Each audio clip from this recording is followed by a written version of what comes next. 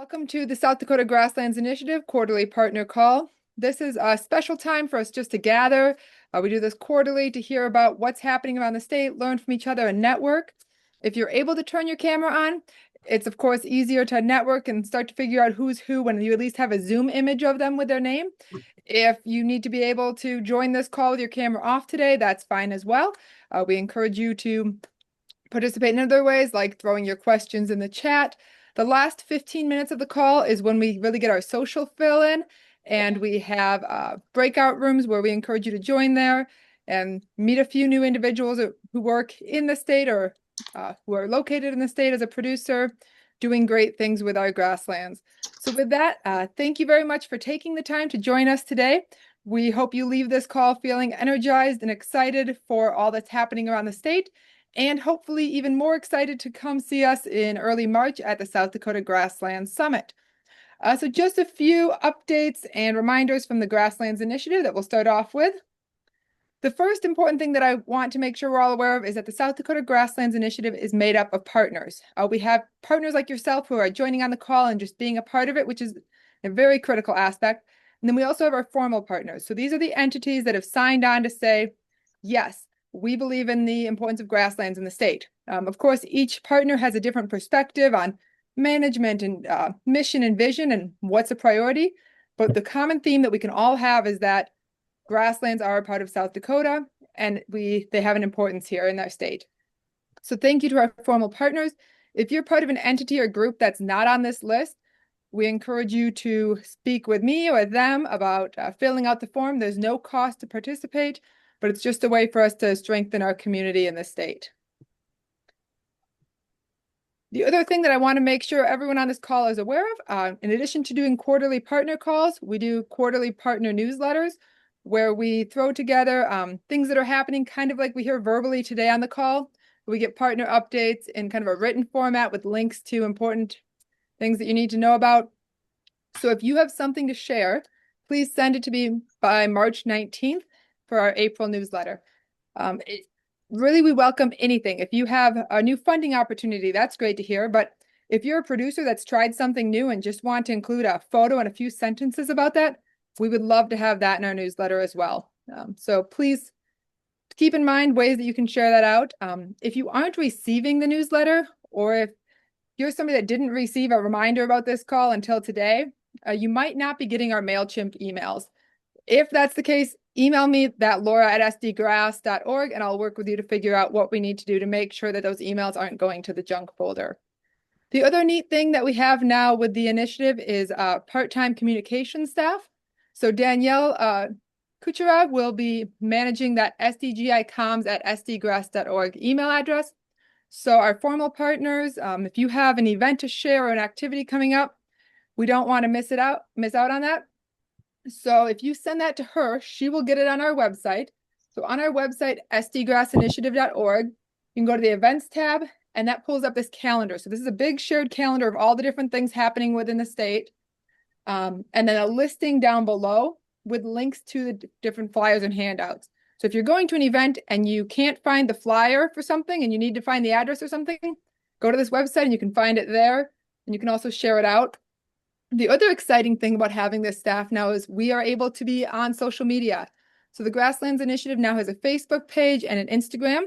If you have either, I encourage you to go on right now and give us a follow. This is another space where we can share about things that are happening within the initiative, like the summit and different work group events. And then all of our formal partners are welcome to send us things, or as she's kind of watching your pages too, she'll share out relevant information on there. So give those things a follow and know that they are part of our communications and collaboration work that we're doing with the Grasslands Initiative.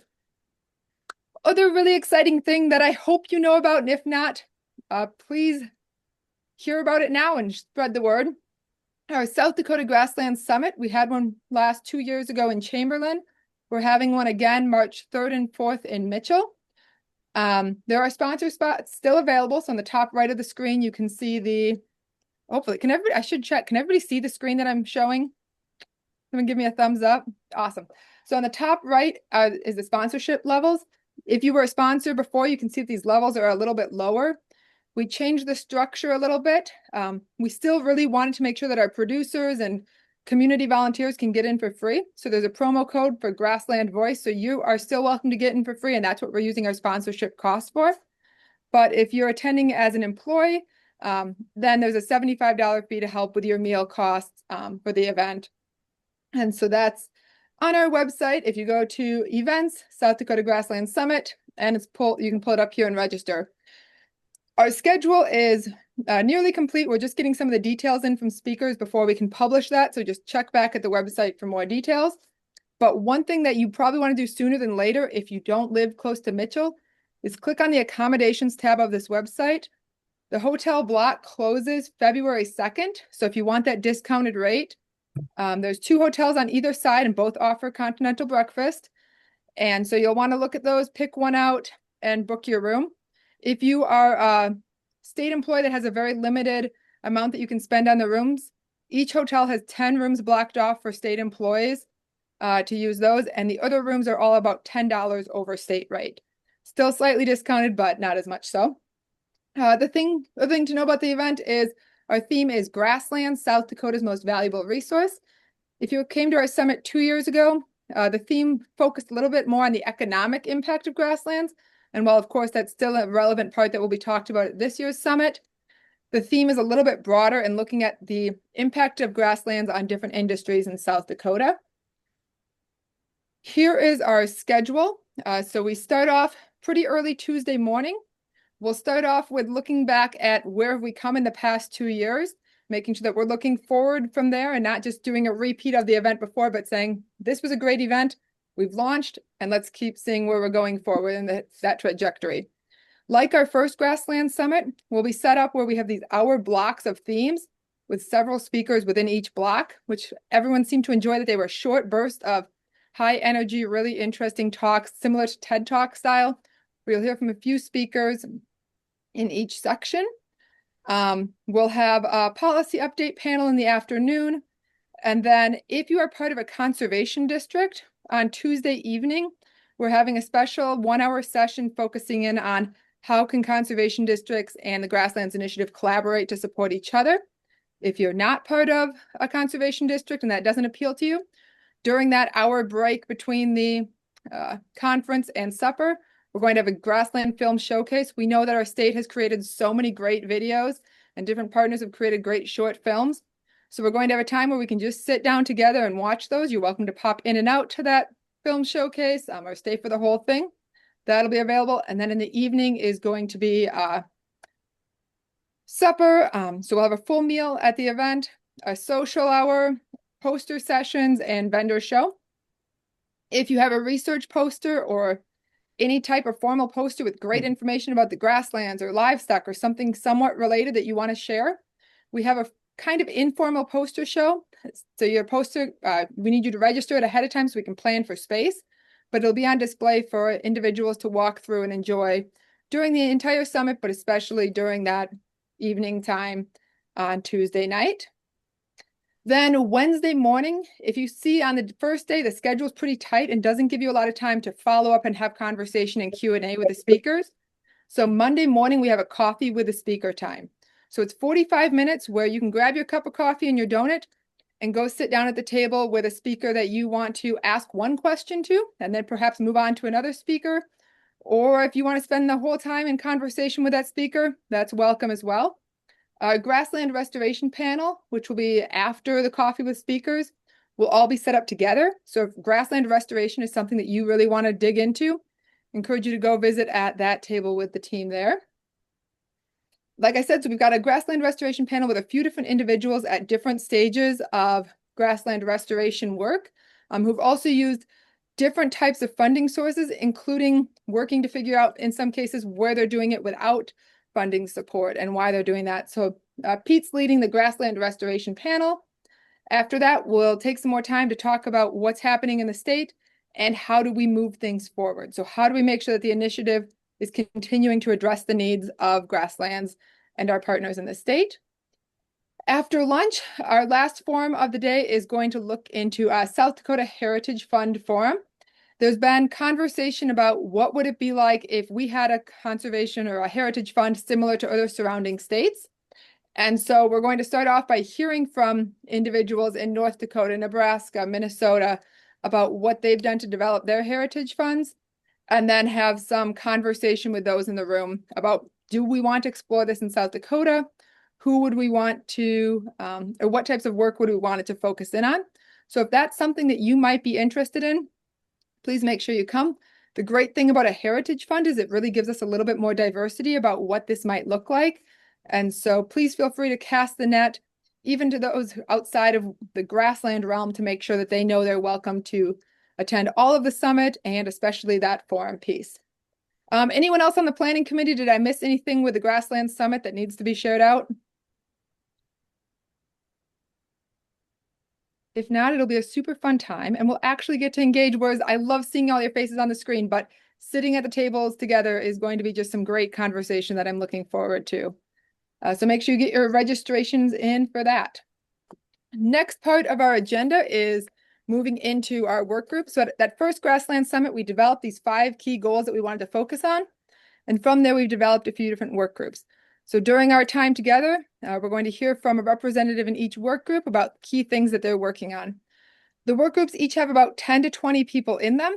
If you're not in a work group, but the work that any of them are doing interests you, reach out to me and we'll help get you into one.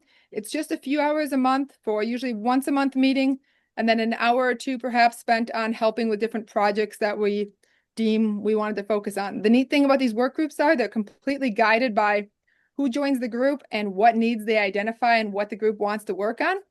Some people jump on the group, help with a certain project, and that's kind of their area of focus, and then they phase out. That's fine too.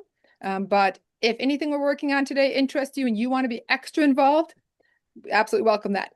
Otherwise, if your involvement is just knowing that these things are happening and can share the word about it, that is our big ask of our partners today. So with that, our first work group update is from Whitney. Whitney, I'll switch it over to screen sharing for you. Hi, everyone. Thanks, Laura.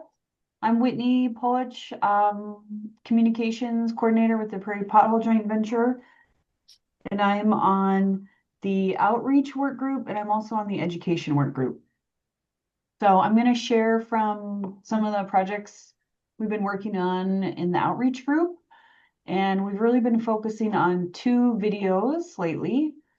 The first one is for America's 250th, and that's called 46.9 for the grasslands.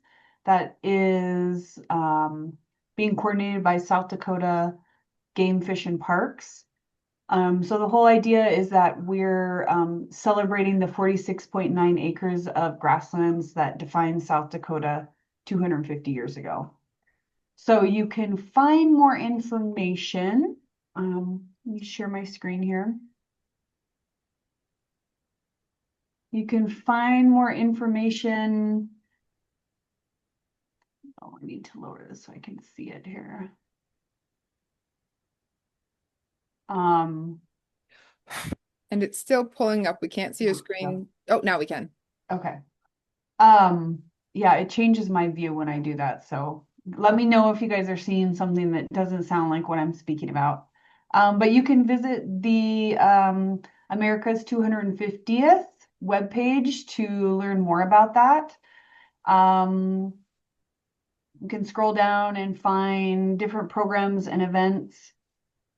This walk 250 miles by 2026 is something we're working to promote through the 46.9 materials. And this is the webpage that you go to, encouraging people to try and walk 250, or I also thought 46.9, but I guess it's just 250. Nope, you're right. If you scroll down to the challenge, so the GFMP's overall challenge is 250 miles. If you click on special challenge, 46.9. You got it. Okay. Thank you, Laura. So you can choose which one you want, but this is where you submit your walking miles. There's also a Facebook page. Let's see here. that's called America 250 South Dakota. So you can get on there and follow for events, information. And then our outreach group is currently working on trying to build out a page on the website to host some of the promotional materials we've been making. So the first thing I'm going to show you is this flyer that we created. And I can go ahead and drop some links in the chats for you guys after I'm done presenting so you can access some of this stuff. But this just kind of has a brief introduction of what the 46.9 is. You can find more information down here on the left. And then a little bit more information on grasslands, the challenge, and why 46.9 miles on the back. So that was the first thing we created. And then from there, we started working with Joe Dickey, who is the filmmaker for South Dakota's Amazing Grassland series, on a video to celebrate 46.9 and the International Year of Rangelands and Pastoralists. So I'm going to try to show that video with you guys. You may not have sound.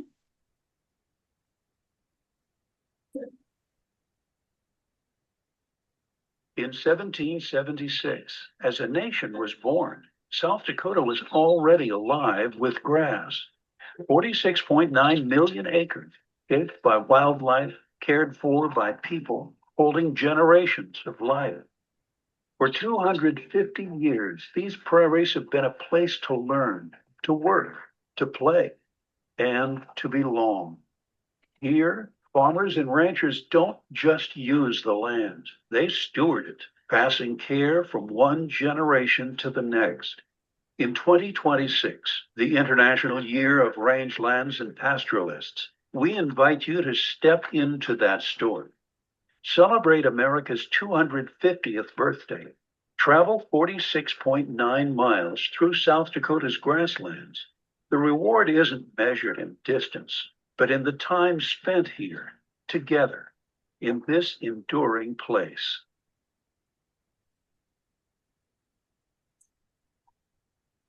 Okay, so don't know if you guys were able to hear sound on that. Okay, good. Laura's giving me a head shake. So that's not ready to be shared yet, but we will let everyone know when we are ready to share that. Like I said, we're working on a page to host all these materials. The other place that you should make sure to follow is the South Dakota Grasslands Initiative Facebook page, as Laura mentioned, because we'll be posting a bunch of shorts on there that you can access and share from your social media channels or link to newsletters and so forth. Didn't that come up? Okay, so that is the 250th 46.9 project. And then we've also been supporting Lisa Burrill with the Northern Great Plains Joint Venture, who's been working on a video. That was a product from the grassland gravel bike races that the South Dakota Grasslands Initiative helped support. And so I'm going to show that as well here.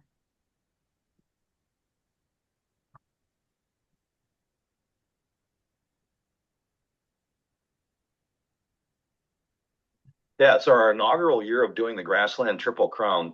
The three event directors, we wanted to find a way to encourage participation in our rural community events by working together. And so talking through how we could accomplish it, we came up with this point system that encourages folks to not only enter the race, but the more races you enter, your points multiply. So it really gives an incentive for riders to do all of the events in Western South Dakota. All three of those events have a gravel route that goes through a national grassland. South Dakota's three national grasslands conserve more than 860,000 acres of native prairie. They are part of a network of 20 national grasslands and 1 tallgrass prairie spread across 13 states. Totaling 3.8 million acres, these grasslands are managed by the United States Forest Service. Not only do our national grasslands provide habitat for wildlife and grazing opportunities for local ranchers, they are also inspiring places to recreate.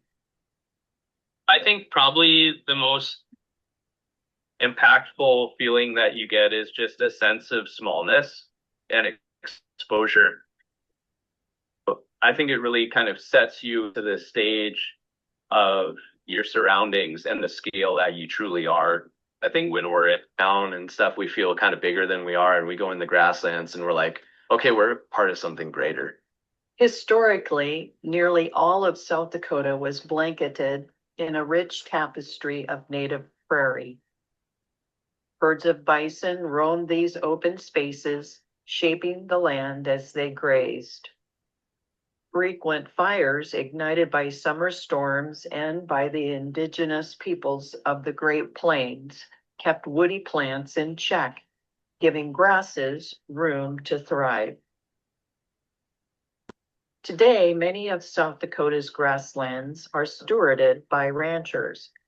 Cattle, bison, and other livestock play an essential role in supporting rural economies.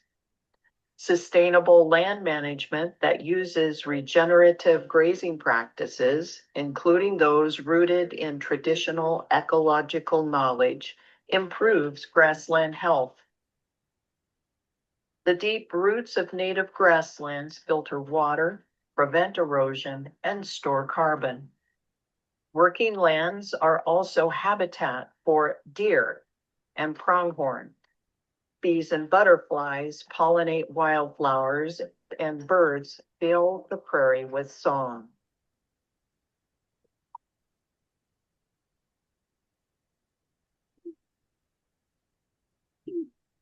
But grasslands are in trouble. Each year, tens of thousands of acres are lost to crops and encroaching trees. When prairies disappear, so do the benefits of grasslands, the wildlife that inhabits them, and the open spaces that make rides like this possible.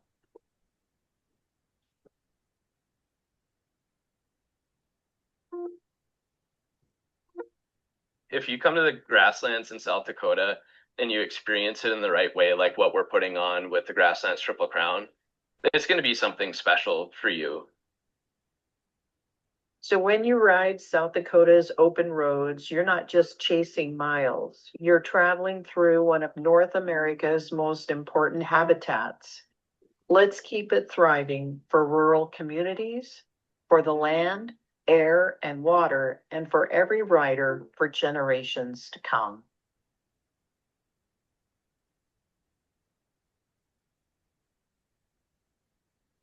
Okay, so those are the projects we've been working on.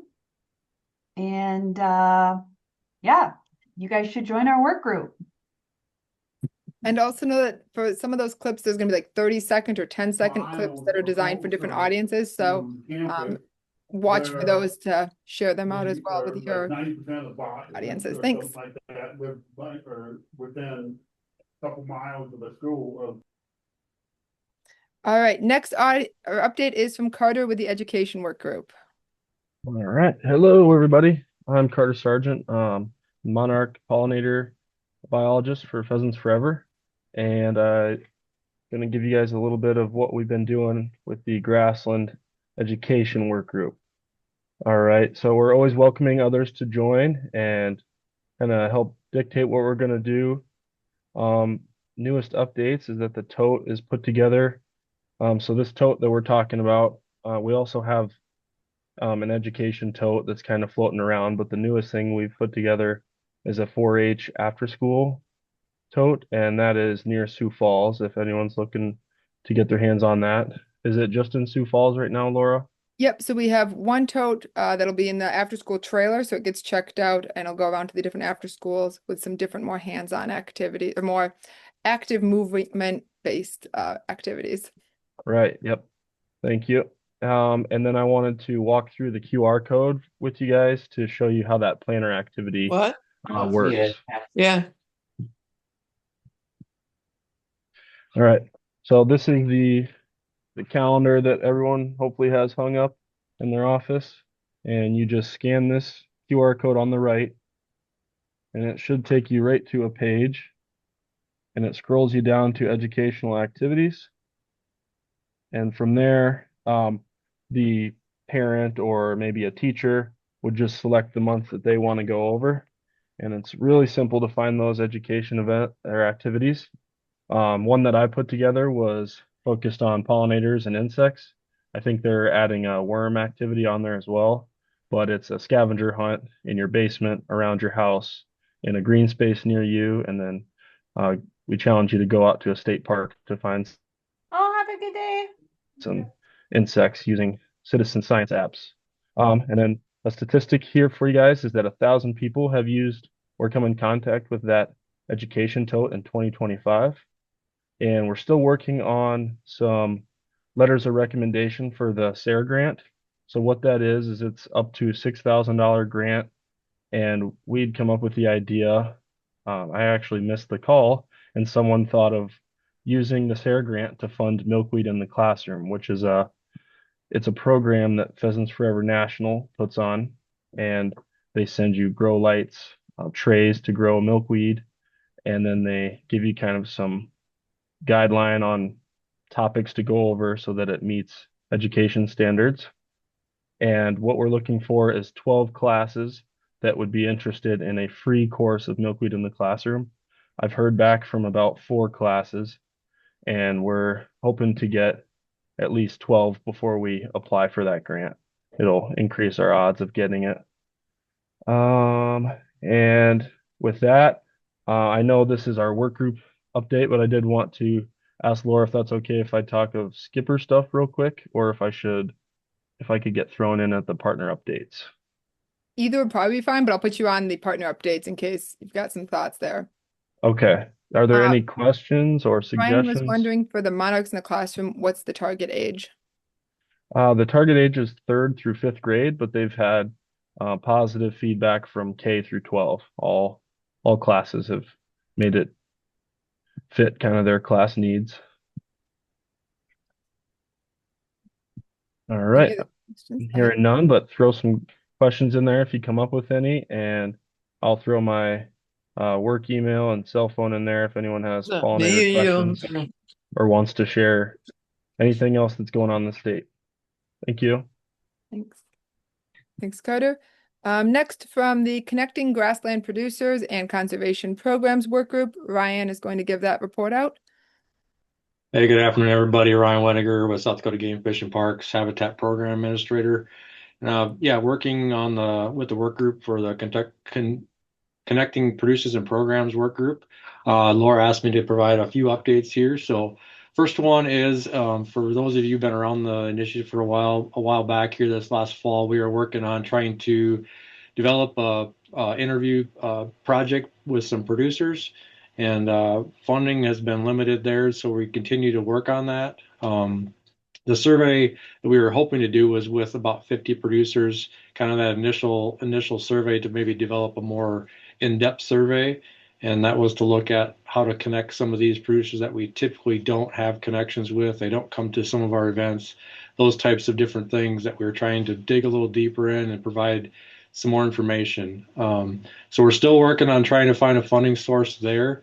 Laura did submit a grant application with the Prairie Pothole Joint Venture to maybe get some funding through them.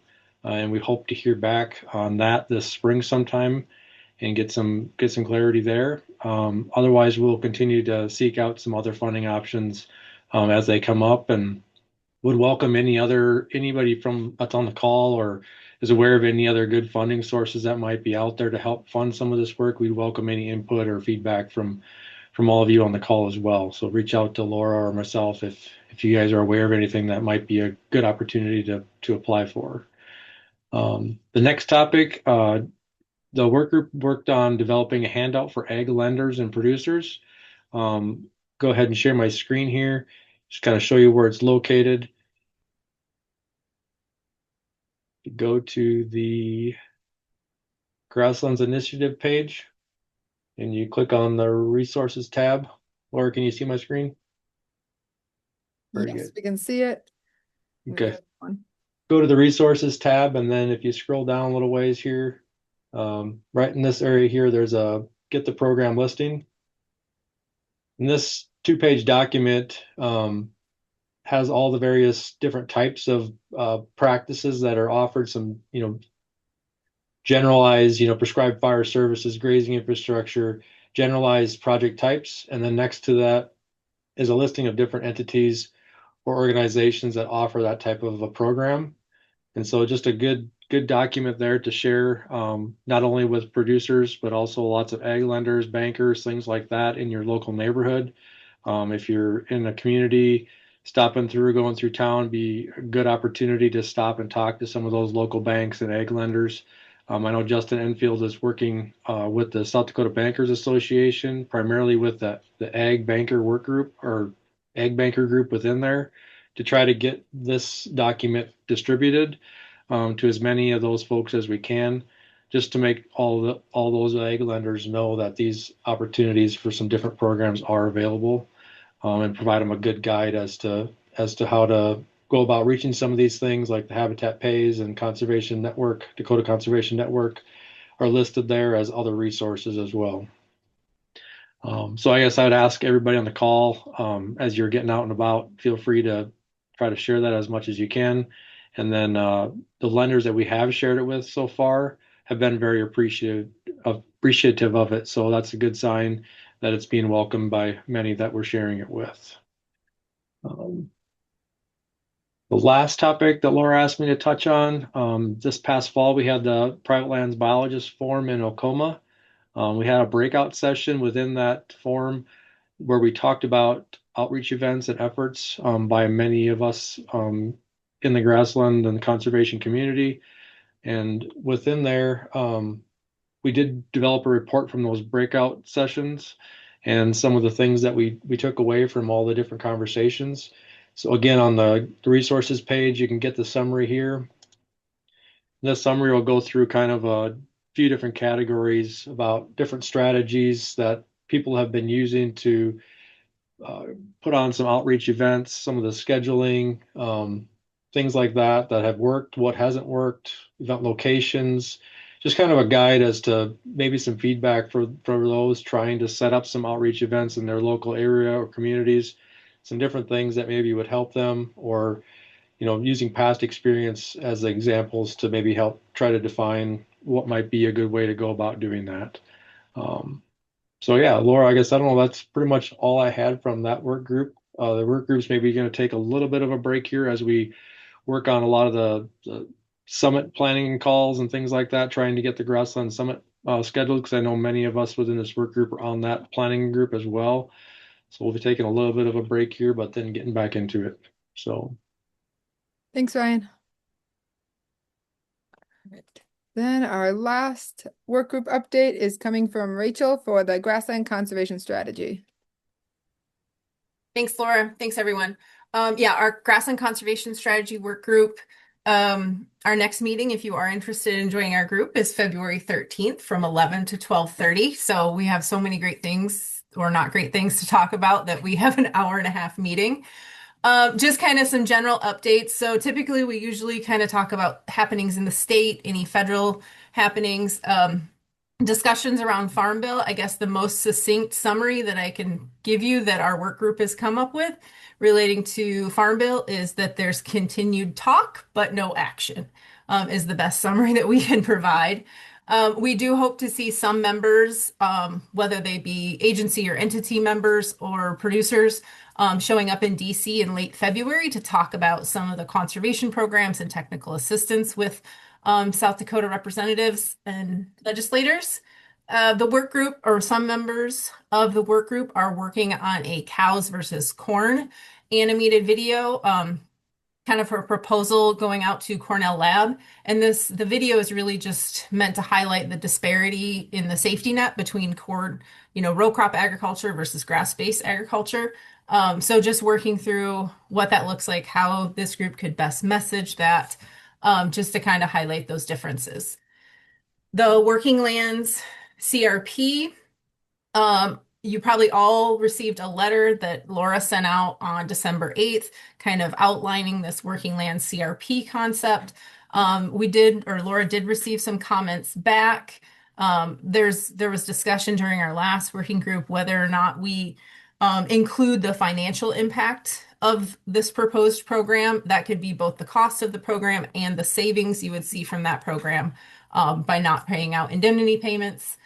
The best approach going forward may be to identify a national group to really help move this concept forward and really identify some sort of legislative champion or sponsor to kind of move it forward. Laura talked a little bit about the agenda at the Grassland Summit. So one thing that was on the agenda is a policy panel. So we'll have, hopefully some congressional staffers there, but also policy staff from some of our NGO partners that work with policy. And then hopefully we'll be able to hear an update on federal funding on that policy panel. The South Dakota Heritage Fund Forum, which Laura talked a little bit about. I think she covered a lot of what I was going to cover. But there's a subgroup of our conservation working group that continues to work on what this outdoor heritage or this South Dakota Heritage Fund Forum that's going to happen the last day of the Grassland Summit is going to look like. We did invite individuals from our neighboring states because most of the neighboring states around South Dakota have some sort of dedicated funding towards conservation. So I thought we'd invite some individuals from our neighboring states in to kind of share their experience, lessons learned, maybe things to avoid if South Dakota were to go forward trying to get a heritage fund in place. Also, we'll have ample opportunity for those in the audience to provide input and just some general idea generation. This is very base level kind of idea generation, thinking about this heritage fund. But excited, hopefully, if you make it to the Grassland Summit, you stick around and you're engaged in the Outdoor Heritage Fund or the South Dakota Heritage Fund Forum. Other happenings, so the South Dakota legislature is now in session, and this is just a quick update. I'll thank my coworker, Mark Staples, for giving us this quick update, but just on the South Dakota legislative session. So legislators convened for the legislative session on January 13th. It's expected to run until March 12th, with final day on March 30th being reserved for consideration of any potential vetoes. Lawmakers have already been introducing bills, and in some cases have already passed them out of committees and the House or Senate.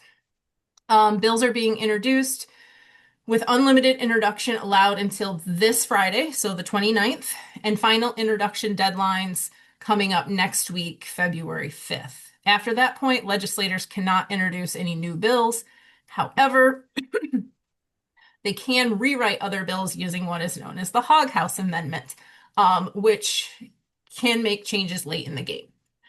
Some bills to highlight at this point that this group might be interested in.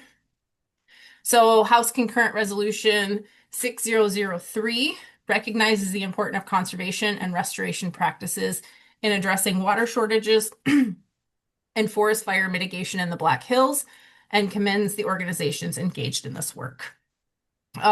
If folks recall, Senate Concurrent Resolution 605 from 2024 was focused on the importance of grasslands. This similarly promotes the role in conservation and benefiting the states, or the state. Excuse me. This resolution passed out of the House last week with a vote of 68-0, so unanimously passed. House Bill 1001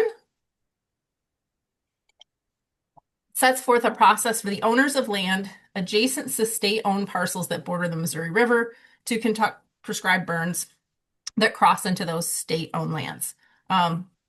This reflects really the great work of the prescribed burn associations in the area,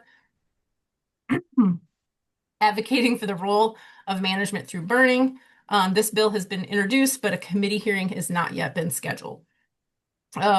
House Bill 1019 pertains to pesticide laws and the ability of the Secretary of Agriculture and Natural Resources to cancel the registration of the pesticide.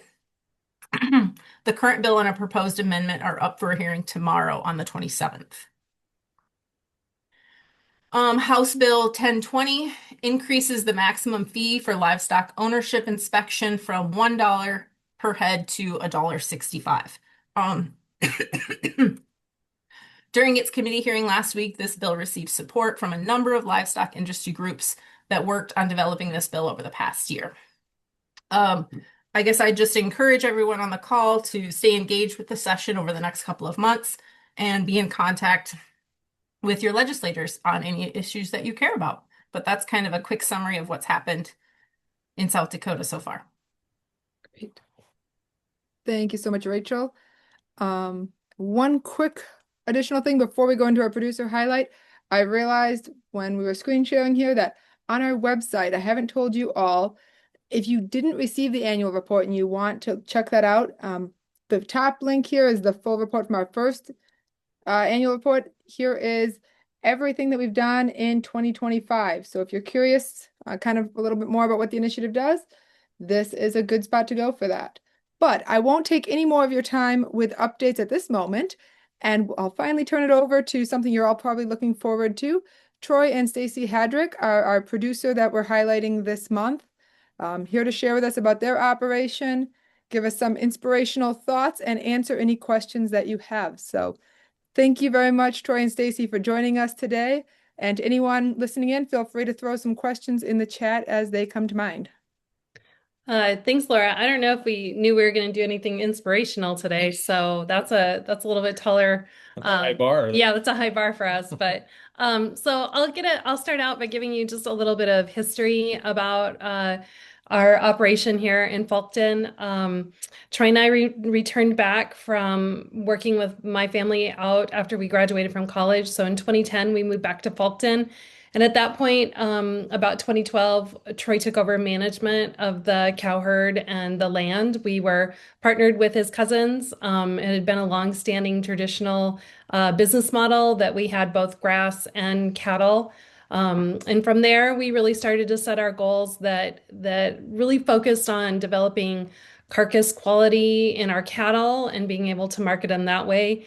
And really full bore had worked on that. We were DNA testing. We were switching our marketing model to sending pins of cattle down to Kansas to finish. And then getting back all of our carcass data because we were able to market them on the grid and just start to move the needle that way. And through that, then it became pretty evident as we started to pay more attention to our cow herd about their size and the carcass size of it, just really trying to figure out how to maximize every resource that we had here on the place, which included both our cropland, because we do, and at that time, raised corn and soybeans and feed for our livestock. How do we maximize those acres along with the grass that we have? And we run on both rented and family land.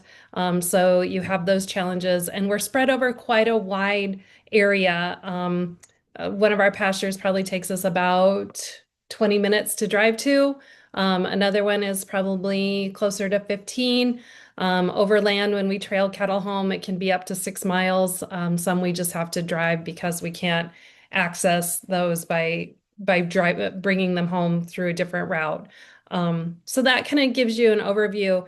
As we started to come out of COVID, like most everyone, I think you start to reassess where you are and what our goals were. At that time too, we started having conversations with Tim Meager, who is the owner of the restaurant group, Vanguard Restaurant Group, one of them down in Sioux Falls area. It just started as a relationship kind of conversation. It wasn't that we were looking to change our business model and sell cattle or market our animals through beef here in South Dakota, but through our conversations with Tim, that started to evolve. And we sold him 10 head about 4 years ago, was our first 10 head that we marketed directly to the restaurant group in Sioux Falls. And from there, we've adapted our business model to do more direct sales of beef. And We have continued to evolve that and grow that to where we're marketing about 50 to 60 head a year now through the 7 restaurants and 1 grocery store here in South Dakota. So we've learned a lot, but in that time then too, that helped us refocus that if we're going to keep animals here and want to continue to build those relationships and have more opportunities to maybe not get bigger with land, but maximize the resources that we have, we've started to look at different ways that we can look at our land, which included our cropland. And that led us to then working with Ducks Unlimited on our project. Yeah, so we're Stacy and I are trying to get out of the farming business as much as possible. We really see cows and our beef business as the future.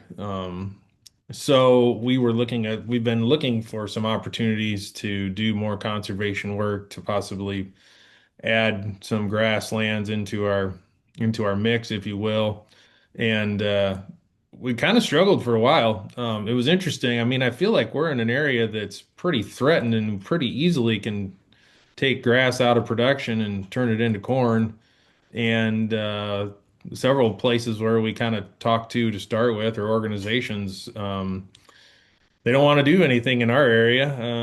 They like to do a lot of stuff West River, it seems like, and so, but we were very fortunate when we were kind of turned on to visit with Ducks Unlimited, and Bruce Toy there was very helpful to showing us what the possibilities were with their regional conservation program, partnership program. And so we had a we had a half section of ground that was about 240 some acres of crop, and then there was about another 60 or so acres that is still native grass in there that we just hayed because it was kind of in the middle of the farm ground, and there's no water on it. So so we looked at what would it take to have that whole half section be grass. And yeah, Bruce came back to us with a really great proposal on how this would work. So last spring we planted that. We got approved for the funding, so we got it planted. We had a really great summer for moisture. We were very fortunate, and it's doing extremely well. So this following year, we have up to 3 years to kind of get that established. So this next year, we'll be building all the infrastructure. We'll be putting in the pipeline, and water tanks. We have a small pasture next to it that already has a pipeline. It's really the only pipeline we have anywhere. So it's lucky it kind of fits very well. But we're going to tie into that, and then we'll extend that line a mile to the northeast and put in a couple tanks. So that's this summer. We'll build all the perimeter fence, plus we'll cross fence that. So we're subdivided into four pastures, so we can do a rotation, and then with the neighboring pasture there where the pipeline's going to start from, we can do a 5 pasture rotation. Pretty easy. So, and we may even consider breaking it up into some smaller ones. We could go to 8 or 9 as we rotate through. So we're still kind of kicking around some ideas there. The other part that's really nice then is it's not even a mile away from kind of the home place here where we winter cows and where we have some summer grass.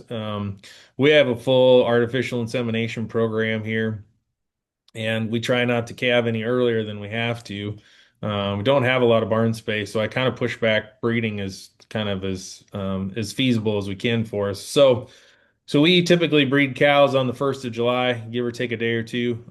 Is kind of our target date there. So the cows then we're looking kind of a mid-April or 10th of April type calving date. So one of the challenges with that is we got to keep all the cows kind of home close by till we get to those breeding days so we can use our facilities here for breeding. We are set up to do some stuff remotely. We've got portable corrals and a portable working alley and portable hydraulic chute, but we kind of want to breed all those cows together, and it'd be quite difficult to take them all out to different summer grass and then try and manage them all as 4 or 5 separate herds. So So we kind of use up our pasture a little bit harder here early in the season, and then vacate it. What after the 1st of July, after we get cows bred, then typically don't really hardly have any cows around home. They're all out to summer grass. So what actually this allows us to do is actually just work into that rotation. We'll only have to trail them a mile, and we can go make a swing through all those pastures, and then get back home for breeding season. So we're really looking forward. It's just going to fit really well for us. So. Um, but yeah, so a lot of it stemmed on two things for us. One was our beef business was really starting to take off, and saw a lot of opportunity there, and that continues to grow. And so, for us, we really feel like that's a future for us. So we're looking at expanding the cow herd. We are a little understocked right now from a few years ago, and we kind of had to get rid of a few. But we're growing it, and it allowed us to actually bring a son home to the ranch who just graduated from SDSU last spring. And so it's been good. It really doesn't, as we look at equipment costs and everything else, we don't own a planter. We don't own a sprayer. We don't do any of that. So the little bit of farming we do, I have it all custom done for us by our neighbor. Um, but we're really looking to get, with what we have for remaining farm ground, just get into a system where we're probably might just do maybe some kind of a corn oats type rotation. We're still kicking around some different ideas, mostly just for feed stuff, so we can chop some silage, and put up some extra hay. We did take another 120 acres last year that was in farm ground. I actually planted it to alfalfa. So we've got that into hay production now. So I don't know, we're pretty strange in our area. We've converted, I don't know, 360 or 80 acres or something at this point that had been getting farmed, and now it's either in grass or hay, alfalfa. So, but it's been interesting. We've seen some immediate impacts. This fall when we had, I was actually out into that new grass, well after the frost. I mean, everything was dormant. And I was kind of driving across there to actually pull the haystacks off of the hay ground that we had in the middle there, and it was crazy. Pheasants flying everywhere. Kicked a couple coyotes up there, deer, you name it. Like it was pretty neat to see how quickly everything moved in. And that ground had been fairly erodible. It had several sloughs in it. I mean, we're pretty well pothole region here. And those sloughs, when it's being farmed, on wet years, fill up, and then they spill over, and then they run across the field and just absolutely cut channels through the dirt. And now we won't beat it. In fact, I was actually kind of hesitant to go out there. We were getting quite a fair amount of rain this summer, and I kind of wanted to go drive around and see how things are doing. But I was like, I'm not going to know where there's water standing out there anymore. I mean, obviously, I wouldn't drive into the bottom of the sloughs, but there's enough cover you wouldn't know where it was soft, and I didn't want to go rut up a brand new pasture like that. So we kind of stayed out of it, but you can already see the effects of, how much the wildlife appreciate it. Um, and then the other thing too, earlier this winter we had, kind of a ground blizzard going on, and I actually drove up there and was filming. I took some video on my phone of how the grass, our newly planted grass, was catching all this snow, and and right next to us is a soybean field. There's a soybean field on the north side and a soybean field on the east side, and it's an absolute whiteout ground blizzard and dirt and snow all blowing, and then it just, totally disappears as it hits to our new grass. Um, so we're really excited. Obviously we know, that's a good thing. I really hope we never see another soybean on this place is kind of my goal. So we're just going to get into kind of the right rotation on our remaining farm ground that makes sense for our feed needs. And but other than that, that's kind of what we're doing. So it's been really good. Ducks Unlimited's been great. It's to me, it's very exciting. I mean, I can think back 20 years ago or even further, and a lot of the conservation programs that you saw, or quote unquote conservation programs, was just how do we get cows off the land. And now to see these working grasslands programs come in and realize the importance that cattle play, and the environment is really rewarding. And so I don't know what all led to that change. Hopefully, we used to really fight with a lot of wildlife groups, it felt like, because it was kind of like it could either support wildlife or it could support cows, but nobody thought it could do both. And now it seems like there's been a big shift in that, and more people are realizing that having cows on there will certainly ultimately help the wildlife as well. So we feed a lot of wildlife around here. There's no doubt about that. The pheasants are pretty thick, and the deer are pretty thick, and but that's good. Like we're excited to see that, and excited to see where the future goes. So I don't know that we'll get cattle out onto that pasture next year or this next summer. I think as of right now, we're planning on letting it sit. But I tell you what, already like last fall, I was like, man, wouldn't this be? It looks so good. I was like, boy, I just love to make a quick lap through here if it was ready to go with water and fencing. And I'm like, it would probably actually done it some good. So yeah. But I think the important part for this was the partners. We're working with Bruce pretty close, and we're really relying on him to kind of help us out and make good decisions as we move forward with this, and several of our other key people. Well, in the DEX program too, like obviously if you guys are aware of it, but it helped us, make those payments still because we rent that from the family, and making sure that we could do that while, take it out of production for these years. Like it was just a very practical, producer driven program that helped us to really make that shift even easier. I will have to say, and Bruce has heard me say it too, that I was super nervous. Like, if it doesn't rain, how long is this really going to take us to get this established? And so we were fortunate to have an amazing summer that we got really great timely rains on. Finally. It got planted, and the rains came, and so it made me sleep better at night knowing that had a fighting chance to get started this year, and it did. I'm sure Bruce can say too. He's come to look at it.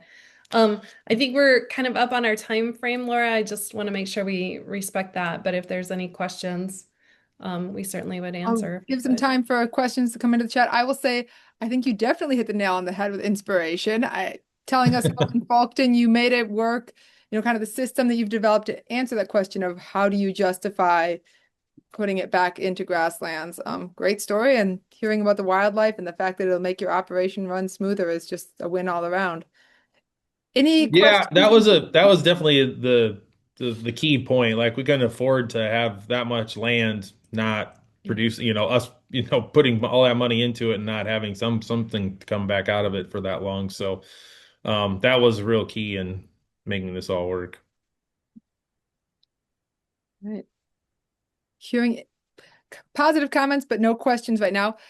Stacy will be speaking during the South Dakota Grasslands Summit, and she'll be available for that coffee time, I think. Can't remember your schedule. But so if you've got some more questions and want to visit about this a little bit more, come to the South Dakota Grasslands Summit. There's another carrot to dangle.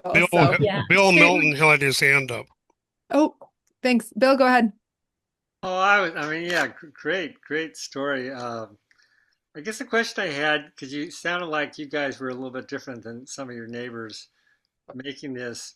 Could you now, having done this, show the changes in revenue and just quality of life and improving your operation?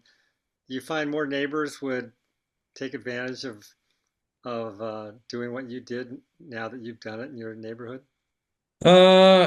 I don't know if I'd say yet. I think we're still looked like we're still considered the weirdos. I think I don't know anybody's planted. Nobody's in our area that I know of has planted that much grass. There's been little things here and there, but yeah, that's been a big one. So no, I don't think so. But I think what's fun for us is this actually really reinvigorated some of our restaurant partners. I went back to those guys and we've talked about, I said the reason we're able, or one of the key pieces why we're confident in moving forward, putting this into grass, is that we know with our beef market that we've been able to establish that this all makes sense. And actually it's fun to share that with the restaurant guys when you're like, hey, we planted 250 acres of grass and partnered with ducks, and it's a big grassland restoration project, and they really get giddy about it. I mean, it kind of warms their heart that there's this flow through, trickle down, if you will, effect that they were able to partake in that. And um, so yeah, I think that so far has been the fun thing. I think when it was kind of funny because I had a neighbor call me and he was going to spray his soybeans and he's like, "Well, I just want to make sure. What do you got planted over there?" Because he's like, "I just want to make sure, in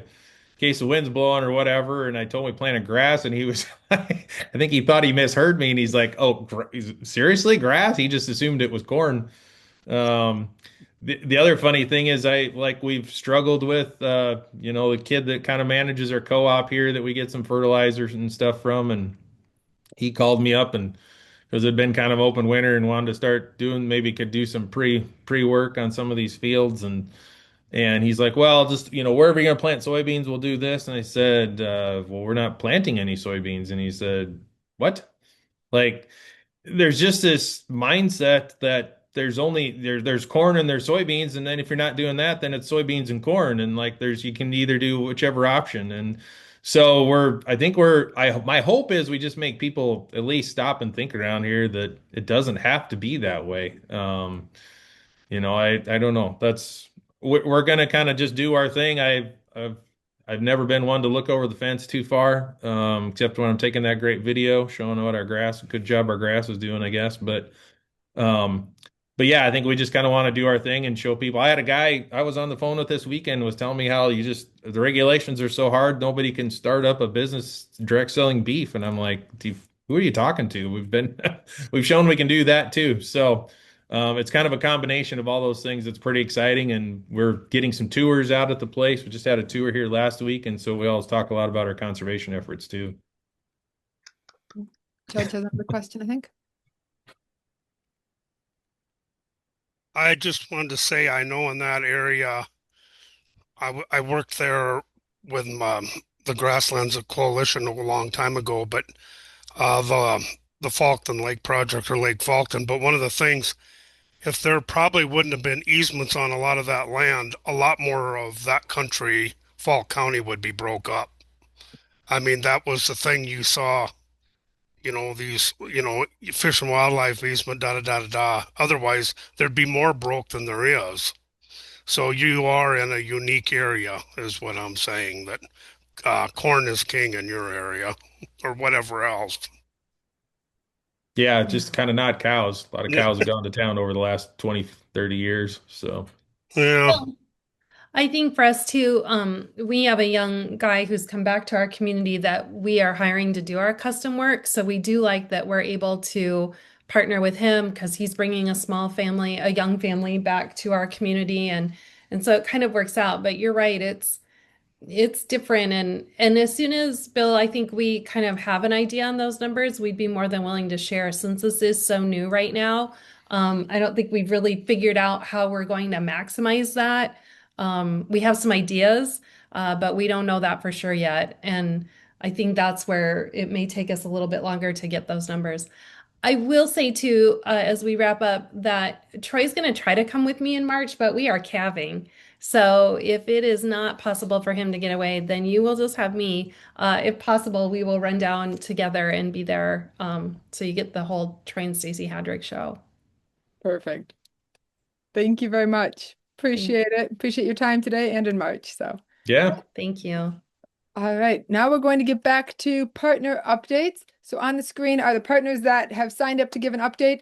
These are kind of quick little updates. Each are usually like 2 to 5 minutes in length. We encourage each individual who's presenting to also throw their email in the chat. So if somebody has some more in-depth questions, they can follow up with that. But you don't know what you don't know, and that's what's a great time for hearing from our partners. So starting off with Matt and a workshop that he's putting on up there. Yeah, thanks for having me. And I just love that. Oh, the story that Troy and Stacy had, really awesome. We need more of that. And it's the soybean corn rotation. That's what we're trying to move into a little bit and get those guys to move off of that and incorporate the livestock guys in with their operations. Because, having that. Well, this here in regards to this workshop, it's going to be salinity.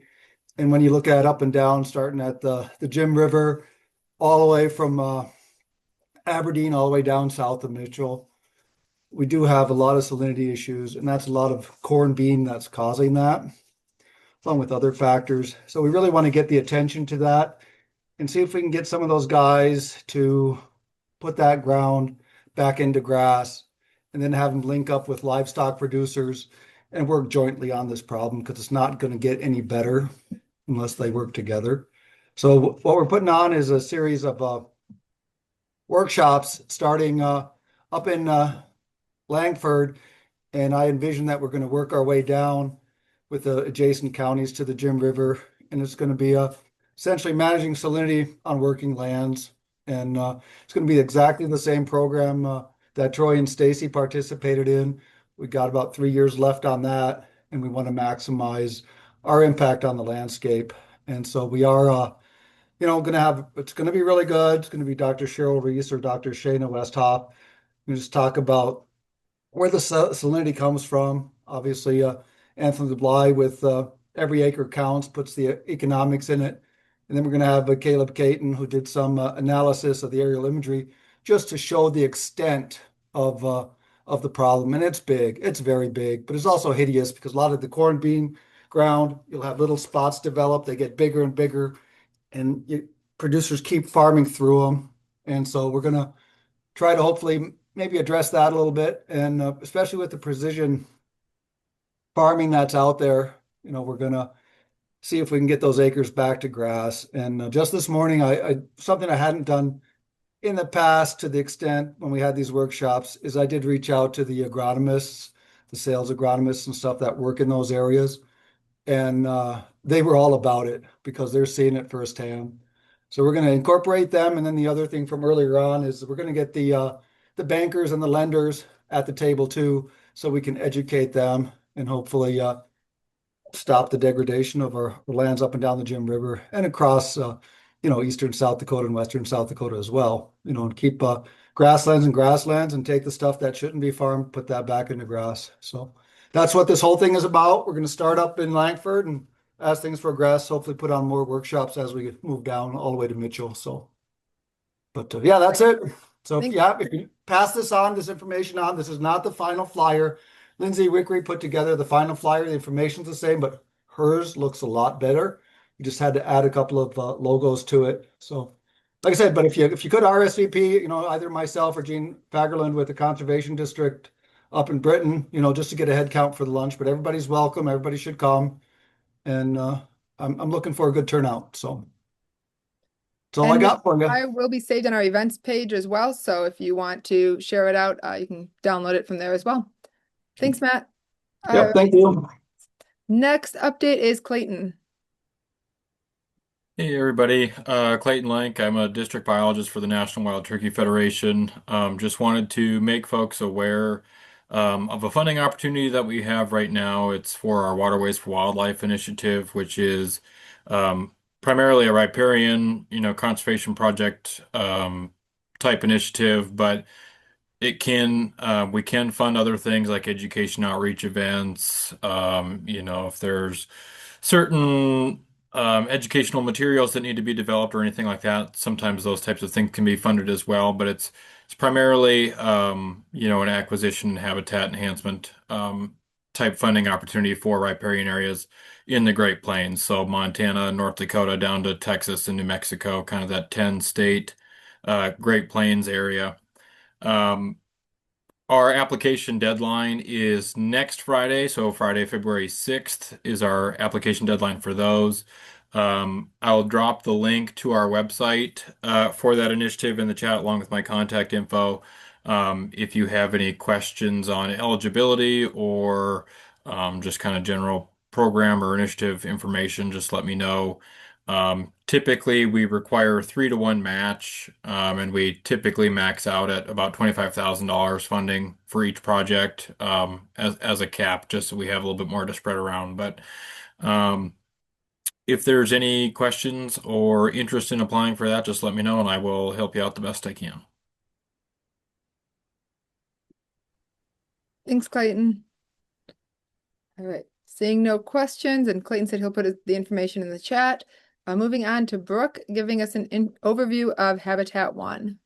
Hey everybody, my name is Brooke Fricke. I do some contract work part-time for Habitat 1. Just a little bit of background information on how Habitat 1 got started. Greg Cronkite and Nate Keck are the co-founders of Habitat 1. And Greg was really just kind of frustrated because he was trying to get some habitat habitat projects done on his land. And he felt like he just kept running into issues with he missed the deadline or he didn't feel like the cost was right. Like if he wanted to put something into CRP, the CRP program, he maybe was going to end up losing money to take it out of row crop production to turn it into habitat. So he kind of wanted to just create this nonprofit to bridge the gap for landowners that are maybe in that same spot.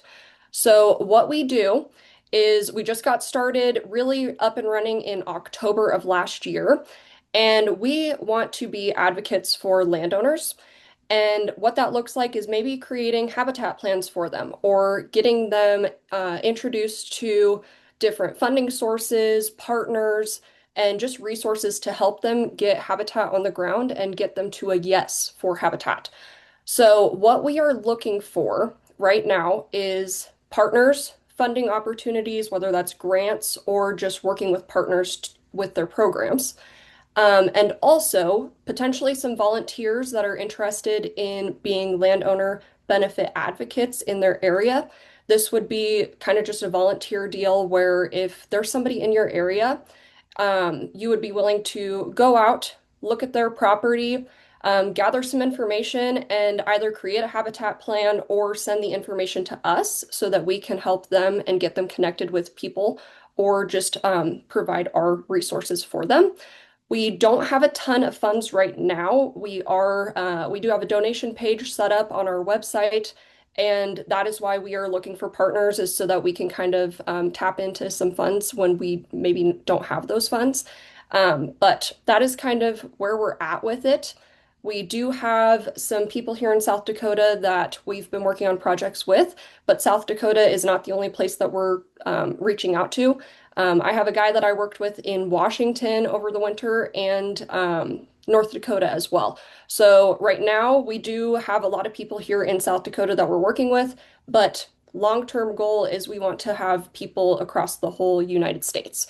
So that's just a little bit about us. I will drop my email and my phone number into the chat and the website or the link to our website as well, so that you guys can kind of look stuff over. And if you have questions, feel free to reach out. Perfect. Thanks so much, Brooke. Appreciate you getting on to share with us. All right, next update we have is Sarah with WWF is going to update us on the Plowprint 2025. Thanks, Laura, and I could screen share if that's okay. Yep. Oh, let me stop. Okay, go ahead. Okay, hopefully you can all see that in a moment. I'm Sarah Olimb. I'm a GIS specialist with World Wildlife Fund Great Plains program, and I'm based out of Sioux Falls. And I'm just sharing an update on WWF's Plowprint report from the end of last year. For those who aren't familiar, the Plowprint is a spatial analysis that WWF does. And what it measures is the cumulative footprint of row crop agriculture over time. So starting in 2014, we've released this data annually, both a spatial data and also an accompanying report.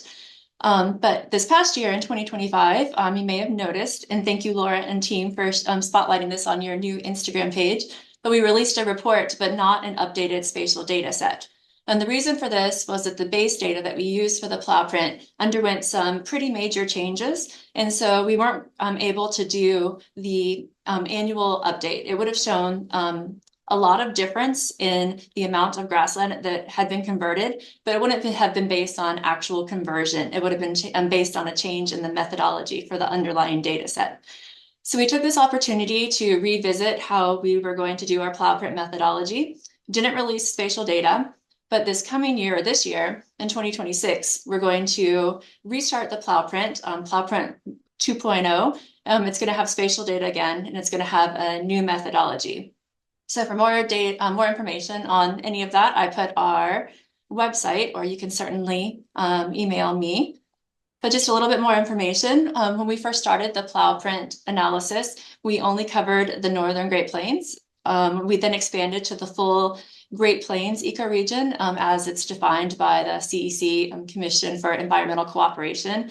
And then just last year, we expanded to the entire footprint of the contiguous United States and also up into the grasslands region of Canada. So really large area. And the reason we did this was to align with national grassland conservation efforts that were outside the Great Plains boundary. And just a little bit more information on our previous methodology and what we're going to be doing starting this year. Previously, we based our analysis on the cropland data layer in the United States and the complementary annual crop inventory out of Canada. And both of those data sets started in the early 2000s, 2008 and 2009, respectively. With our new methodology, we're going to be using a new satellite data or derived product, something perhaps the National Land Cover data set, which recently converted to an annual update, but something that has a longer look back. So instead of starting in 2008, we're going to go back to something like 1985, which was the start of the Conservation Reserve Program. And so that'll give us a better history of grassland conversion across the nation. Previously, we started the report in 2014 with data starting in 2008. We released the data annually. We're going to continue to do that with an annual update. But again, we're going to have extended historical coverage. So looking back to 1985 or earlier. Previously, we looked mostly at grassland conversion and also identified perennial habitat within previously converted areas. Our new analysis is still going to look at conversion, but we're also going to look more closely at restoration within previously converted areas. So for example, the talk that we just heard about replanting grasslands, we're going to identify that with the analysis. And we're going to have what we call an intactness gradient. So this is area that was once planted and has been restored to grasslands. And we're going to be able to identify those areas with some kind of measure of the grassland health within those areas. And then finally, previously we used really basic GIS methods, just something like a desktop GIS software. And now we're migrating more into cloud-based tools and more collaborative platforms. So just basically updating our technology to use better data and better technology. So happy to answer any questions, and I will also drop my email in the chat. Thanks, Sarah. Really, I appreciated hearing the kind of the how and the why of that change. It's so much easier hearing it from you in a nice visual slide chart with comparisons than just reading a paragraph. So thank you very much. Hopefully others found that valuable as well. Looking forward to seeing the 2.0 version. Next, we have Pete. He's going to help share out some information from the Mid-Missouri River Prescribed Burn Association. Assuming I know he was on at one point. No, I'm here. I just We go, great. slow on technology. Thank you all. I guess I'm just kind of reporting on behalf of Sean Kelly in the Mid-Missouri. Sean's in Mexico, and it's not as cold as it is here, obviously, so he's probably enjoying it. Just in brief, most of you are aware of the ongoing attempt for the Mid-Missouri to work with game fish and parks and the state to ensure that the landowners can return to burning. I missed the legislative update portion that got critical. I took a call right at the time. Was there an update on the bill? Introduce just what the bill is, yep, and just kind of the title, but didn't really give a summary of it. Okay, so as far as I know, there's what I do know is that there's a bill in play to address some of the key factors that the Department of Public Safety and Wildland Fire and Game Fish and Parks and the Mid-Missouri had that have been kind of the tripwires that would return the opportunity for the landowners to continue to conduct fires on the Title VI ground. I think what's really important is that this bill does not represent prescribed fire on private lands for the majority of South Dakota. This is very specific to the Mid-Missouri region, and we've already had some questions about that. What's interesting is landowners have asked me, if this bill passes, can we burn our land, our own property. And I'm like, well, that's really irrelevant. We have the right to burn our own property already across the state. So, of course, with caveats of planning and things like that. But anyway, that's moving. I don't know where it's at in the legislature right now, but it is being addressed. So I don't have a more succinct update than that at this time. We thought we would when we agreed to do this report, Laura, but as it is today, I don't have a more succinct update. However, we are moving forward with our trainings in conjunction with the Mid-Missouri and Pheasants Forever. I think I saw that Cody and company were on, but really excited about where Pheasants Forever has gone with their fire program and developing a fire program in the state. So that is important for both Mid-Missouri and non-Missouri River landowners to understand that opportunity. Other than that, I don't think I can add much for the Mid-Missouri right now. That's just great to know that it's going. And for those who are impacted, and especially those who aren't impacted, but will have representatives voting on it, please help support it if you feel called to. So thanks. And I guess the only final note I have there, Laura, is as that goes, we're optimistic that hopefully that will be the reignition of, pardon the pun, of our live fire. Hopefully we can get back to our live fire multi-partner trainings as well. You're just kind of tackling some of these things one thing at a time. So we're optimistic that we will return to live fire training. But in the meantime, we are planning, I think, at least 7 classroom sessions yet again this spring. So look for that. That's upcoming. And I guess for the final thing, if you don't get the SD Grass info listserv, email me. I'll get you on that listserv so that you know what's going on in this whole arena of grass education. And Laura does a fantastic job of covering it as well. So most of you probably do get it through that. But anyway, that's out there. The more email lists you're on, the less likelihood that one goes to junk. And Right. Pete, a couple events that you're helping put on in Brookings and virtually in February, correct? Yeah, I don't have that right in Get front of me mic right time. now. We're Yeah. looking at Sioux Falls, Brookings, and then I think there is one online. So, oh no, I know what you're talking about. Yeah. So, on February 6th and 13th, Sean Kelly and I are tag teaming on a seminar series. So on the 6th, 10 a.m., and you can find this through SDSU events, SDSU extension events. You do have to register for the webinar, but I'm going to be tackling some woody encroachment, the use of fire, how it ties in with conservation programs, and practical approaches that we need to consider going forward. I think that should be a pretty interesting take on what I don't think we've really discussed very well yet, as far as how our conservation programs and policies really tie into the future of our grasslands and woody encroachment.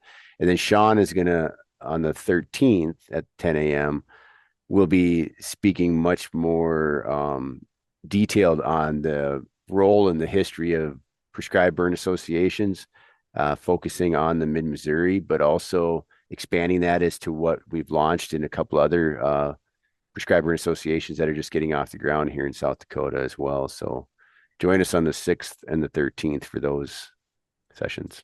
Thanks. All right. Next, we have Ann to let us know about some other webinars that are coming up. Yes. Spotlight. Okay, go ahead. Can you hear me okay? Yes. Okay. I'm going to try to share my screen here. Okay, I've met many of you on the call, but if I haven't met you, my name is Ann Dvorak and I work with the World Wildlife Fund. So I work with Sarah Olimb that just spoke a little bit ago. But I am on the Sustainable Ranching Initiative team and I'm based out of Newport, Nebraska. So I'm basically in South Dakota. To most of the people in Nebraska, they just say that I live in South Dakota. I do like to come up to Burke every now and then and have a good meal. So we're neighbors. This is our team. If you haven't met these folks, these are the people I work with. Most of them are based in Montana, but we do have Kate Rasmussen up there in Spearfish, South Dakota, and then me here in Nebraska. And this is some of our goals that we're working to achieve by 2030. So basically working with livestock producers to help sustainably manage land and protect from conversion that Sarah was talking about. We also do grassland restoration projects. And then we also have some mesic restoration, low-tech structure projects that we're doing mainly in Montana, but starting to move a little bit into South Dakota now. And this is kind of our pilot program, or the main program that we do is the RSVP program. And ranches that are enrolled in this get technical assistance. They get access to scholarship dollars, access to cost share and monitoring. And basically what the ranch is agreeing to is no conversion of their grasslands and to allow the monitoring to take place on their property. And so far, as of January 10th, so just a couple of weeks ago, we have about 125 ranches enrolled and almost up to 1.5 million acres. So continuing to enroll ranches in that. If you are a ranch that would be interested, or if you know of some folks that might be interested, you can send them either to myself or Kate, or if they're in Montana, to those Montana folks. But this is something I'm really excited about that Laura asked me to share is we do this Ranching with Wildlife webinar series. And this is kind of through the winter months we host these. And the idea behind it is to connect ranchers with the wildlife that they might be seeing on their properties. And a lot of times we have ecologists or biologists share about the animals themselves, but a real treat is when we get to have ranchers on to also share about their love for these species. And so these are some of the past webinars that we've done. We've done curlews, pollinators, grasshoppers, coyotes and badgers, bats, beaver. We did the Wyoming toad. So these are just some pictures of some of the past webinars. And it's always pretty fun to learn more about these species. And we have 2 more coming up this year. The 2 that we have left are taking place on February 17th at 6 p.m. Mountain Time. And that one is Ranching with Orchids. And so John and Chelsea are going to be on to talk about orchids and what ranchers can do to help this species on their property. And then they're also going to be joined by a rancher. Jory's going to hop on and talk about the work that he's doing on his ranch for orchids. And then in March, we're going to be hosting Mercy to talk about ranching with monarchs. And so these webinars are just about an hour long. Sometimes we go overtime. We're not real strict. And if we're having a good time, we just keep going. But these are also recorded. So if you've missed the past ones, you can actually go online and find them. So I'll post these links in the chat too, or you can take a picture of my screen. The past webinars can all be found online. We are currently in the process, the comms team and I, this is a super fun project of going back through all of the webinars we've done in the past and just making sure we're following all the copyright laws and rules. And so some of them might not be up today, but they'll be, we're adding them back in as we're going through and updating them. So just know that they'll eventually, hopefully within the next month, all be back up, but we're just in the process of cleaning house a little bit and making sure everything's up to date.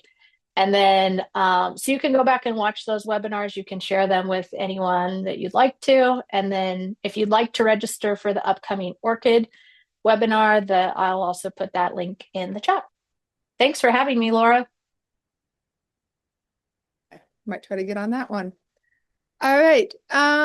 Next one, just we got another like 15-ish minutes of partner updates, and then we'll save the last 15 minutes of time to ensure we can all have some time just to visit with each other and network. But so if you're not on the list, if we get through these, we'll add a few more in as well. But next we have Derek talking about some resources from the Working Lands for Wildlife program. All right, thanks, Laura. I'm going to try to share screen here.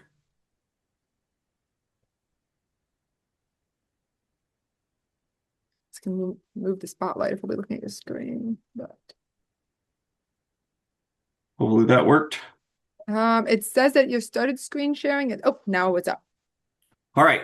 So yeah, just a couple updates from Working Lands for Wildlife. I spoke at the last quarterly meeting, talked a little bit about some stuff we were doing for conifer encroachment. just wanted to let you know that that is pretty much wrapped up. So what we've got for you guys is a technical guide and a pocket guide and a fact sheet, and it's all housed on the coniferaencroachment.com website. So that technical guide is a fairly densely worded guide. It's about 42 pages, I think. Very good explanations on ecology and the problem and spatial prioritization. The pocket guide is a nice laminated, smaller edition meant to be taken out in the pickup, um, shared with landowners. And then that fact sheet, All Trees, No Cattle, talks about the impact of conifer encroachment on a specific ranch in Montana and goes through the economic difficulties with it, the losses from forage, and also the change in cost over time as you wait to deal with conifer encroachment. So just a couple of snapshots here to show you what we're looking at. This is the opening page of the pocket guide edition. So that's 2 pages you're looking at. You don't see the spiral right there. It's formatted very similar to Dylan Fogarty's guide from the Southern Great Plains. It's got the different chapters broken out with color-coded bars on the side of the pages. It's really easy to walk through. You'll see step-by-step examples on how to go from, the satellite image of your map to lay out all the different stages of encroachment and do a really thorough conifer planning job for every acre on the property. These are a couple of pages from the technical guide. You can see it's a lot more text, smaller pictures, really gets into the weeds on encroachment and like the ecology and everything. And then one of the big updates on this compared to the previous guide from the Southern Plains is that we do lay out a bunch of different landscapes and scenarios for the Northwestern Great Plains, including South Dakota, especially West River. And then here's that fact sheet. And I did want to briefly kind of give you guys a teaser on a new tool that's being developed in our shop in Missoula. This is a canopy height model, which leverages RAP data and basically measures the height of every tree. And we have this for the entire continental United States. And you can twiddle the dials a little bit, and it really brings out encroachment. So you can set it to where you can see every tree a single color and you see where all the trees are, or you can dial it down to where you just focus on things that are, under 3 meters tall, and it shows you the younger trees. It's fantastic. I love it. So the goal is to have some kind of working app available for this in the next couple of months. So maybe in the next quarterly meeting, I'll be able to talk more about that. If you hit that QR code, that'll take you to coniferaencroachment.com where all this stuff is located. As far as getting physical copies, I'm putting the burden on Emily here. So if you guys want to get copies of either the tech guide or the pocket guide, talk to her. We're doing limited print runs on everything to kind of test the waters, but we can continue to do additional print runs as copies are needed. So I think that's it. Thanks, Dirk. So I'm trying to technology here. All right, next one is an update from Central Grasslands Roadmap. I think, Matt, are you providing that today? Yep, I'm on. Thanks so much, Laura. So I'm here on behalf of the Central Grasslands Roadmap Initiative. I've met many of you before, but you all are probably more familiar with our director, Maggie Hanna.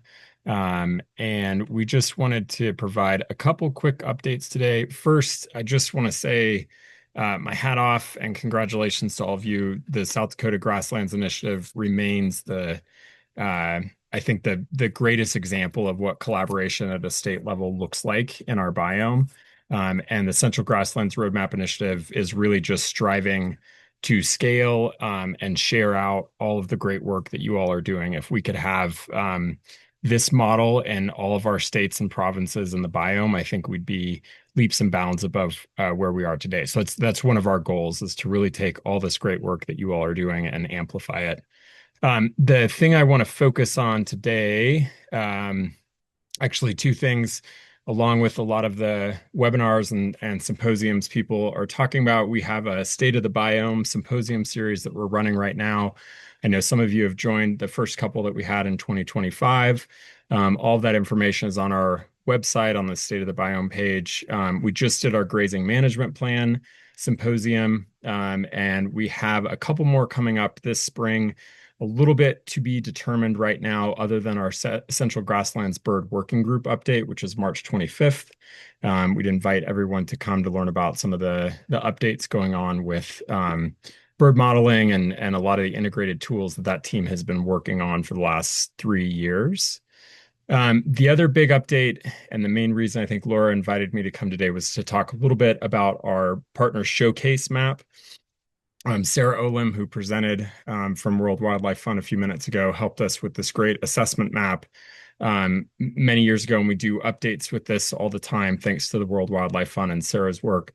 But what we also wanted to do to complement that assessment map was to showcase some of the great projects and things that are happening in the grasslands, really related to what Stacy and Troy presented on, and Bill Milton's question around neighboring and sharing out all these great stories.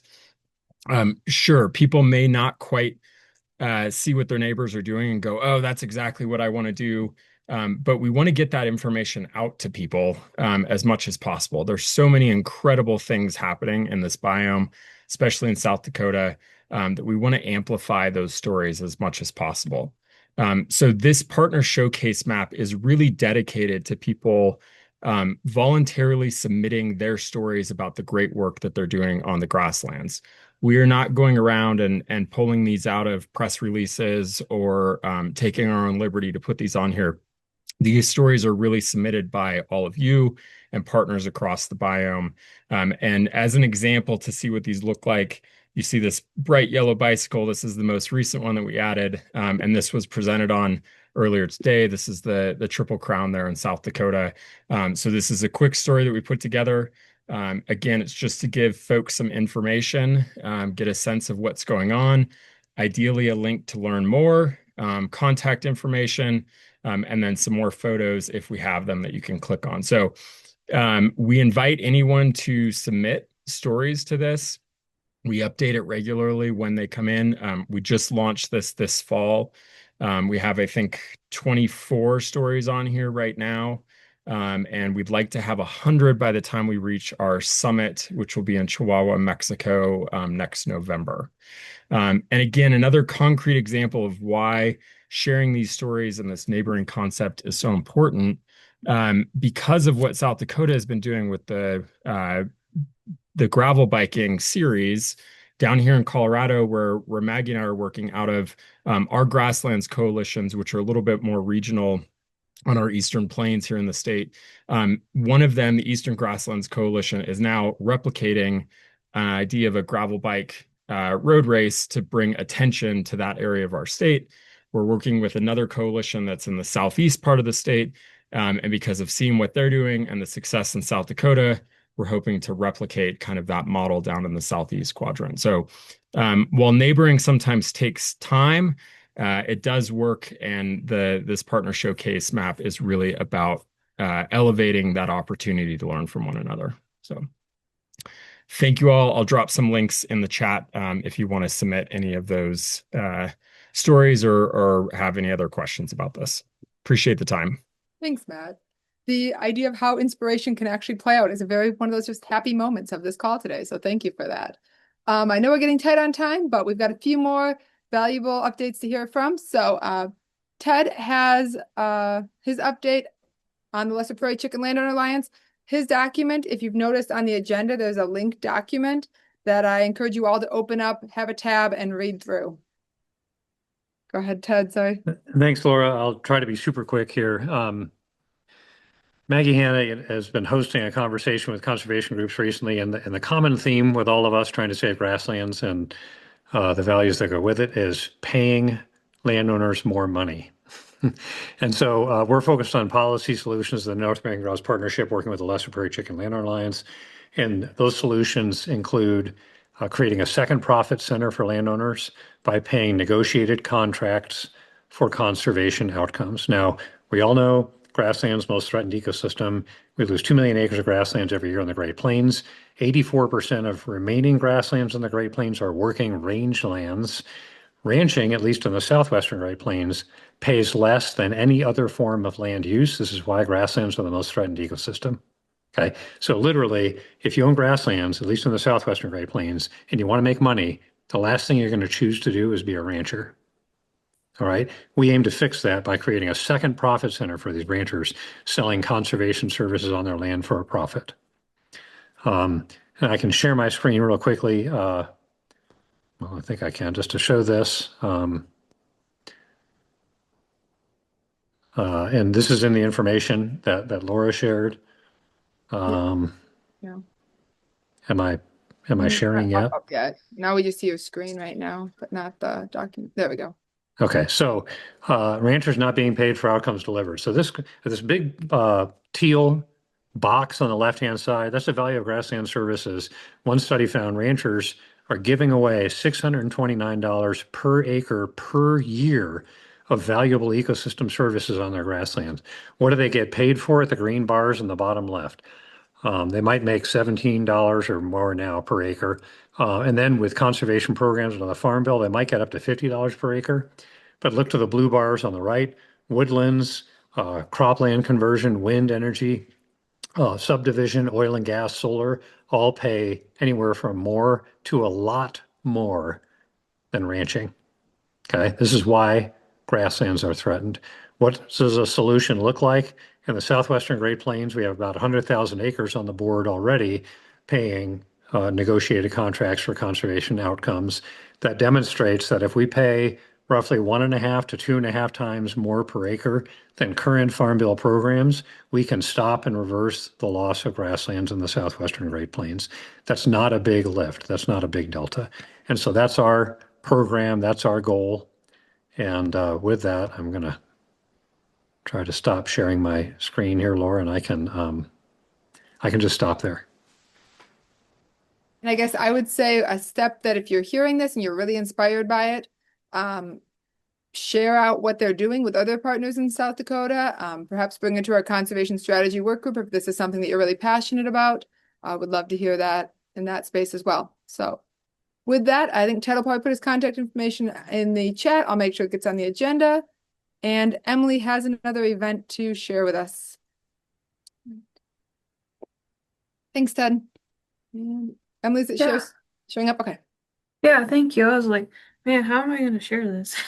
But yeah, I just wanted to quickly promote the event that I, along with some partners, Krista Erdman, Kaylee Wheeler, Andrea Westlake, Gail Gullickson, and then a whole list of other partners are planning on attending to provide information on financial and technical resources available to women producers. So kind of event by women for women at the Black Hill Stock Show on February 4th. So if you're interested in coming and learning, you're more than welcome. And if you know of a woman producer that should attend that's in the area, please forward this.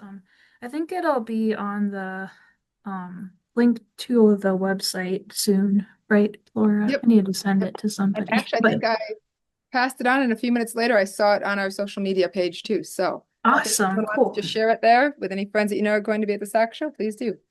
And there's also a Facebook event you can find to like if you want to stay up to date on what's going on as well. So thanks. Thank you.